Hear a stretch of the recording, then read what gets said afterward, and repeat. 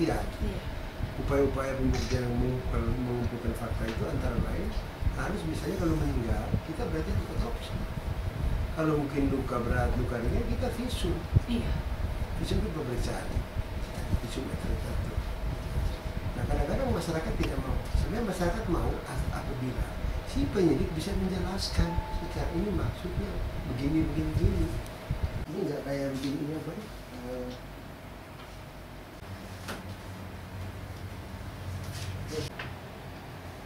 Mbak Sri, Beni Mukana.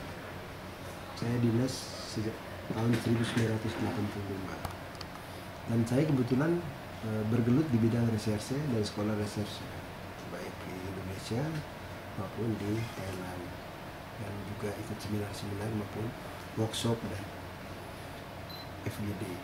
Nah sebenarnya itu semua adalah merupakan suatu pengalaman bagi saya, dan saya bisa untuk merambatkan atau berbagi kepada rekan-rekan penyidik yang mau, karena penyidikan itu betul-betul harus proporsional dan profesional. Karena apa? Menyangkut hak-hak asasi seorang manusia.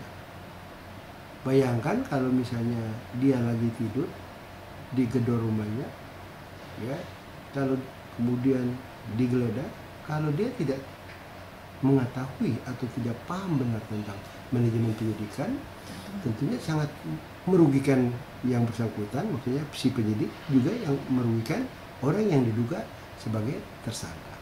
Nah ini berarti ada namanya timbal balik dua belah pihak. Tapi intinya semua kembali kepada pelanggaran, ya, terutama pelanggaran hukum, dan bahkan bisa terjadi pelanggaran hak asasi manusia. Nah kita coba fokuskan kepada kenapa kita lihat di media, ya, mungkin masyarakat lebih banyak dan lebih condong untuk membaca, ya, di media sosial. Ya. Sebenarnya penyidikan itu salah satu itu adalah rahasia. Tapi karena masyarakat itu dalam zaman era reformasi ini, ya, ada keterbukaan publik dan sebagainya, ingin tahu cepat, ibarat instan. Nah hal-hal ini yang perlu dijelaskan kepada masyarakat atau disosialisasi kepada masyarakat. Atau teman-teman penyidik itu ada yang mungkin lambat atau mungkin terlalu cepat dan sebagainya. Memang tidak ada tolak ukurnya karena secara jelas, tapi barangkali intinya penyidikan itu adalah serangkaian tindakan penyidik. Jadi serangkaian, ya, mungkin biar lebih jelas saya kutip sedikit, ya. Penyidikan adalah serangkaian tindakan penyidik dalam hal dan menurut cara yang diatur dalam undang-undang ini, yaitu KUHP, Undang-Undang 8 tahun 1981, ya, untuk mencari serta mengumpulkan bukti yang dengan bukti itu membuat terang tentang tindak pidana yang terjadi dan guna menemukan tersangkanya. Skripsi, tesis, atau disertasi ini sulit. Kenapa? Karena kita harus tuntaskan baru kita kirim ke berikutnya atau koridor berikutnya, yaitu dalam hal ini jaksa. Nah kalau teman-teman atau kalau kita sendiri, saya nggak bilang teman-teman, kalau misalnya saya tidak bisa menilai orang lain. Kalau saya mendalami tentang definisi dari penyidikan ini, tentunya saya akan mudah untuk membuat terang apabila ada suatu peristiwa pidana, ya.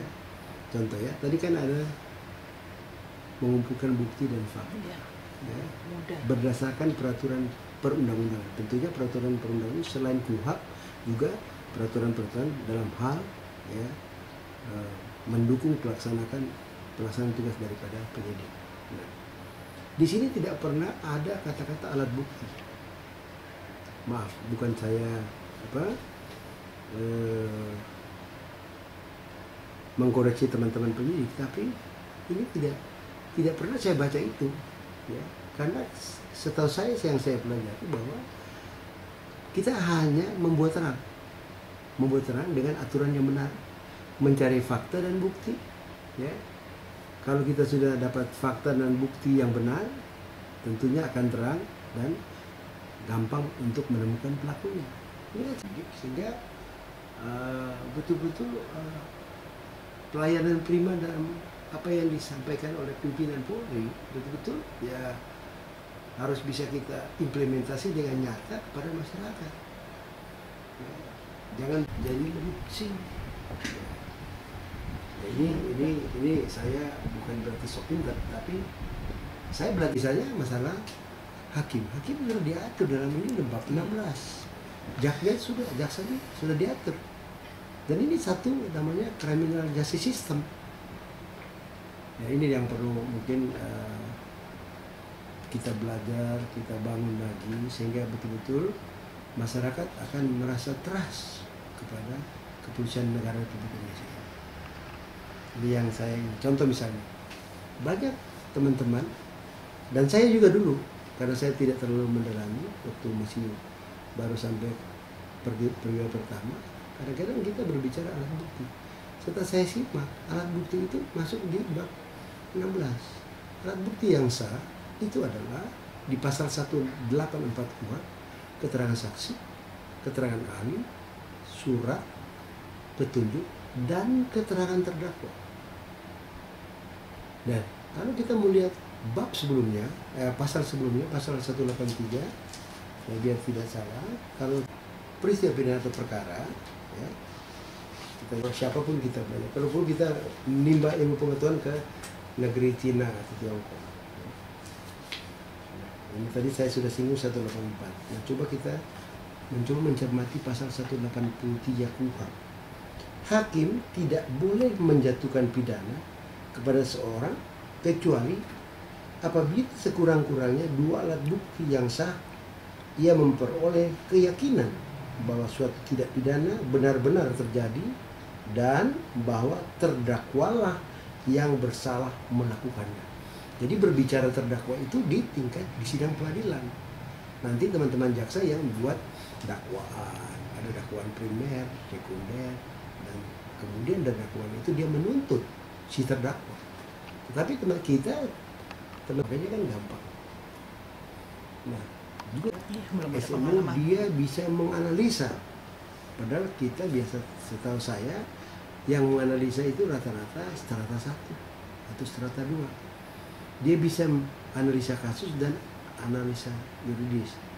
Menurut pemahaman saya, analisa kasus itu sehingga dia dapat framework atau satu benang merah apabila dia ada suatu peristiwa pidana yang dikatakan ada bukti permulaan yang cukup. Bukti permulaan. Dari situlah dia membuat satu benang merah. Dia menganalisa, oh kira-kira saya harus mengumpulkan bukti dan fakta yang mana sesuai peraturan perundang-undangan. Ini sederhana. Nah, kalau sudah terkumpul, akan dia membuat juga namanya analisa yuridis. Ini sangat membantu pekerjaan dari teman-teman jaksa. Karena nanti kalau bukti sudah cukup, pasti kita akan mengirim berkas tahap pertama. Membuat proses penyidikan itu lama di kepolisian dengan masyarakat. Ya, kita bilang titik singgung itu karena dia titik sentuh langsung, misalnya Babin Kamtibmas atau Polis Petrol. Ya. Ini yang titik-titik singgung yang sering berhadapan langsung dengan masyarakat. Inilah yang dapat saya sampaikan. Bukan menggurui, tetapi sekedar sharing. Mudah-mudahan ini akan bermanfaat bagi saya sendiri maupun bagi masyarakat. Artinya Bapak